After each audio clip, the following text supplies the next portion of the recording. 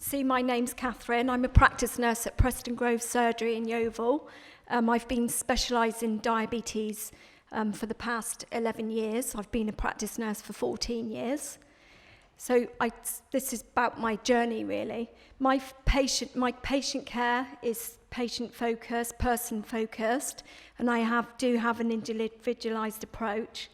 And I do take into account each person as a whole, but previous to last January, I used to get the patient in to try and hammer down the HbA1c, get it as low as I could without too much emphasis on weight.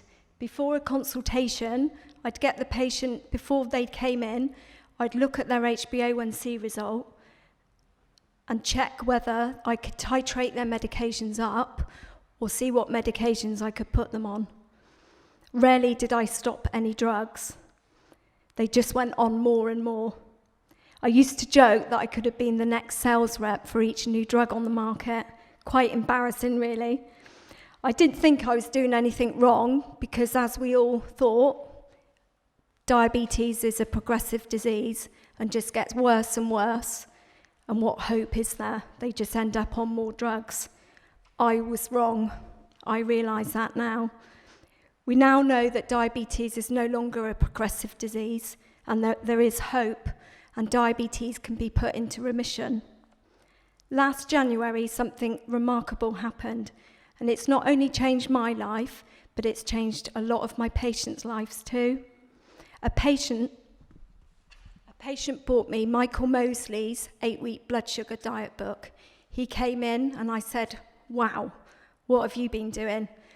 And he told me. He went immediately to Tesco's, came back with the book for me, went home, and literally the penny dropped. No longer was I going to be doing what I was doing and what I was practicing. Before the book, my dietary advice would be eat less, move more.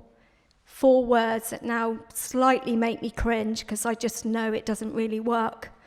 So from then on, after the book, I altered my whole approach, which meant that I was not only giving dietary advice, but I was talking to patients about sleep, movement, and stress. And we know if people are not getting enough sleep and if they're stressed, they don't make very good food choices, and it can elevate their blood sugar levels. So all aspects of my care had changed. I was given definitely individualised, person-centred care. And I was practicing lifestyle medicine. I'd never heard of it before, but I'm proud to say that's now what I do. So I've been on this huge learning curve and absolutely loving it. Never before have I had so much enthusiasm for my job and just totally and utterly motivated.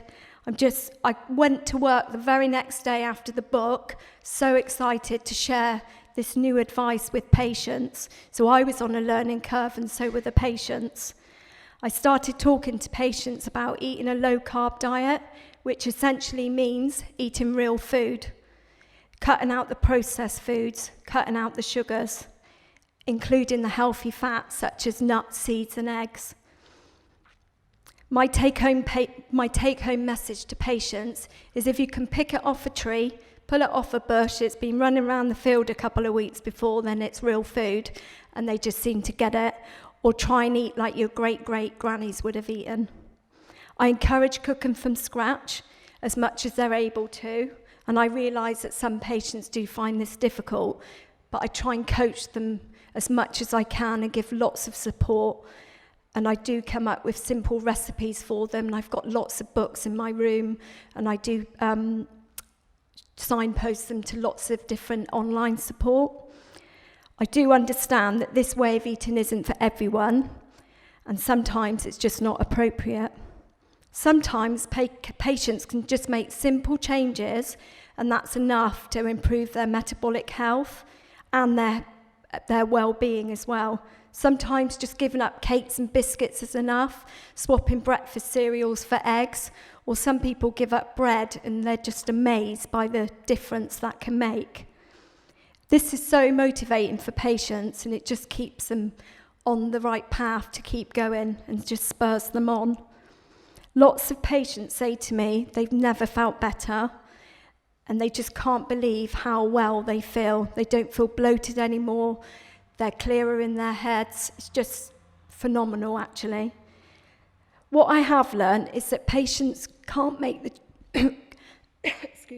patients can't make choices until they're ready to and they're in their right headspace. How many times have we heard people say, and I expect probably a lot of us in the room might have said it, I'll start Monday. I'm just not in the right frame of mind at the moment, and all I want to do is eat. So we know that you have definitely got to be in the right headspace to know when you're ready. And I just let patients know that I'm there, going to support them in whatever changes they can make, whether it's big or small. We've got a really, really great team at Preston Grove. We've got a really good team of health coaches who are sat at the back. And they support our patients in every aspect of their life. They give lots of support in lots of different areas. They run a weekly walking group, which has gone from strength to strength, and a monthly friendship group. We've also set up a diabetes and pre-diabetes peer support group, which is going really, really well, and that's open to all of Yeovil. So what results have I been having? A lot. I'm so proud of my patients. We know that from the direct trial that if patients lose weight quickly and if they can achieve a 15 kilogram weight loss or any weight loss, they can put their type 2 diabetes into remission, which hugely benefits their metabolic health. If patients lose weight, they can improve lots of health areas. I'm amazed by how much weight patients lose. And once they're given the lifestyle advice and support, it's just never ending. No matter how much they lose, though, there is always a reduction in their HbA1c. I've got 8 patients that have reversed their pre-diabetes, and I've been doing this since, last January, but really started seeing results probably from about March. I've got 7 patients that have put their type 2 diabetes into remission without medication, and many, many other patients that have improved. Lots of patients with pre-diabetes that have not then gone on into the diabetic range, which is just brilliant and so motivating. I've seen many areas improve, such as non-alcoholic fatty liver disease, gastric problems, bowel problems, depression, loads. Patients are just so much happier in their self as well. And you know what it's like, if you lose weight, you can get your new dress on and you just feel so much better. And they do come in bounding with enthusiasm. I've been able to prescribe medications too, which is really motivating. Some patients have been able to stop insulin, or some patients have been able to massively reduce their doses. And I initiate insulin, so it's been really nice to say to patients that I've initiated, do you fancy getting off that insulin? I've got some advice that we may be able to help you to get off the insulin. So it's really encouraging to say to a patient at diagnosis now, would you rather try some really good dietary and lifestyle intervention or go on a tablet? And I've yet to see a patient that would want to go on a tablet. One patient had pre-diabetes. He pitched up to my room with type 2 diabetes with his HbA1c of 120, and within 6 months of going low carb, healthy fats, his HbA1c went down to 38, and he lost 4 stone, and so did his wife. So he put his type 2 diabetes into remission. Really, really amazing. Just so proud of him. So with all these changes does come a lot of time, support, effort, and obviously ultimately cost. So if the NHS want us to save money, then we need more money to fund us in primary care to enable us to help stop this rising epidemic of type 2 diabetes and obesity. We need to give our patients hope, and we owe it to them as healthcare professionals. My passion is helping patients improve their health and getting to the root cause.